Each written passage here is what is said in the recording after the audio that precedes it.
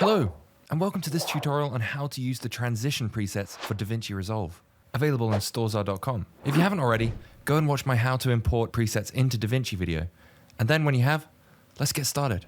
So I have two clips here, Minecraft Day and Minecraft Night, and I'm going to transition between the two. Now I'm going over here to the toolbox where my presets are saved under transitions, and I have all of these subfolders with my presets in. Let's choose a basic one, like slide left, and put it in between the two clips here. And it's done.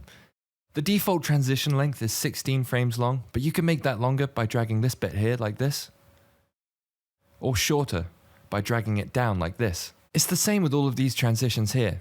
You drag one on, you can pull it to be longer or shorter. Now let's have a look at some of the transitions that we have on offer in this pack.